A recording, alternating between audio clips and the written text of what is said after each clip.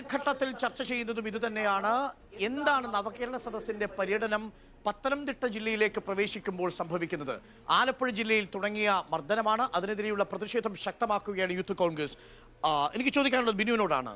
ബിനു, ഇന്നിപ്പോൾ മുഖ്യമന്ത്രി തുടർച്ചയായി അതിനെ ന്യായീകരിക്കുന്നു. നിങ്ങളുടെ പ്രതിഷേധം ശക്തമാക്കാൻ നിങ്ങൾ തീരുമാനിക്കുന്നു. കരിങ്കൊടി പ്രതിഷേധം അടക്കം ഇറക്കുകയും ചെയ്യുന്നു. അതിൽ ചോദ്യം ഇതാണ്. ഇന്ന് കെ സി വേണുഗോപാൽ ചോദിച്ചിരിക്കുന്നു, ഇവിടെ എല്ലാ ഭരണനിർവഹണത്തിന്റെ സീമകളും ലംഘിച്ചുകൊണ്ടാണ് കേരളത്തിൽ ഈ നവകേരള സദസ്സിന്റെ പര്യടനം പൂർത്തിയാക്കുന്നത് എന്ന്. നിങ്ങൾക്ക് ശരിക്കും എവിടെയാണ് പ്രതിഷേധം ഈ നവകേരള സദസ്സിൽ?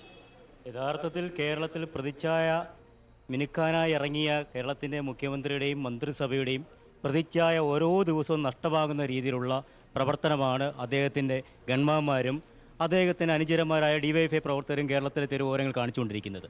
സാധാരണ കേവലം ഒരു ചെറിയ പ്രതിഷേധ സമരത്തെ ഇത്ര ലാഘവത്തോടുകൂടി പട്ടാളത്തെ ഇറക്കി വെടിവെക്കുന്നതിന് തുല്യമായിട്ടുള്ള രീതിയിലുള്ള വലിയ അക്രമമാണ് മുഖ്യമന്ത്രിയുടെ നേതൃത്വത്തിൽ കേരളത്തിൽ നടന്നുകൊണ്ടിരിക്കുന്നത്. കേരളത്തിലെ ജനങ്ങളെ സത്യത്തിൽ ബന്ദികളാക്കിക്കൊണ്ടാണ്. ഈ പട്ടണം തന്നെ ഇന്ന് 8 മണിക്കൂർ ബന്ദിയായിരിക്കുകയാണ്. നമ്മൾ വന്നിരിക്കുന്നത് ഈ പട്ടണം ഇന്ന് ചലിച്ചിട്ടില്ല. കാരണം ഈ മുഖ്യമന്ത്രി ഈ അടൂരിൽ എത്തുന്നതിന്റെ അതിനുമായി ബന്ധപ്പെട്ട് ഇത്ര വലിയ രീതിയിലുള്ള ആളുകളെ തടഞ്ഞുകൊണ്ട് സാധാരണ അടൂർ എവിടെയാണ് സ്തംഭനം ഉണ്ടായത്? KSRTC ബസ്സൊക്കെ പോകുന്നുണ്ടല്ലോ. ബസ്സുകൾ മാത്രം സ്റ്റാൻഡിൽ കയറുന്നത്. എനിക്ക് KSRTC ബസ്സിനെ പറ്റി നന്നായി അറിയാം. ഇന്നത്തെ ദിവസം സ്റ്റാൻഡിൽ കയറുന്നില്ല. ഈ വഴി തിരിച്ചു വിട്ടിരിക്കുകയാണ്. KSRTC ബസ് KSRTC ഡിപ്പോയിൽ നിന്നാണ് ചർച്ച ചെയ്യുന്നത്. അങ്ങനെ പ്രത്യേകിച്ച് വഴി തിരിച്ചു വിട്ടിട്ടുണ്ടോ? KSRTC bus സ്തംഭനാവസ്ഥയിലാണോ? അതെ. എല്ലാ സ്തംഭനാവസ്ഥ. അടൂർ പട്ടണം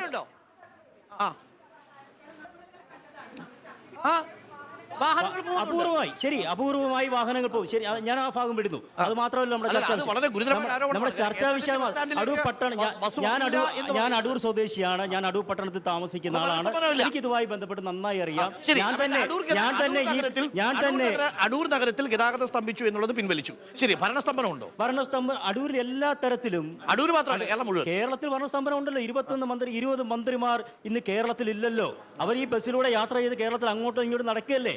അല്ല, കേരളത്തിൽ ഇവിടെ ഒരു ഭരണമുണ്ട്. സത്യം പറഞ്ഞാൽ ഏത് കാര്യം ഇപ്പൊ ശബരിമലയിൽ പോലും ബന്ധപ്പെട്ട മന്ത്രി ആ ശബരിമലയിൽ ഇത്രയും തിക്കും സമയം പിന്നീടാണ് പോകുന്നത്. ഇത്ര ഇഷ്യൂ ഉണ്ടാകുമ്പോഴാണ് പോകുന്നത്. മുൻകാലങ്ങളിൽ നിന്ന് വ്യത്യസ്തമായി അവിടെ യാതൊരു മുന്നൊരുക്കങ്ങളും നടത്താൻ സംസ്ഥാന മുഖ്യമന്ത്രിയോ മന്ത്രിസഭയിലെ മറ്റേതെങ്കിലും അംഗമോ പോകാതെ മുന്നൊരുക്കങ്ങൾ പോലും നടത്താതെ ശബരിമല ഇത്ര ഇഷ്യൂ ഉണ്ടായി. ജനവികാരം വളരെ പ്രകടമായതിനു ശേഷമാണ് അവർക്ക് തിരിച്ചറിവുണ്ടായത്.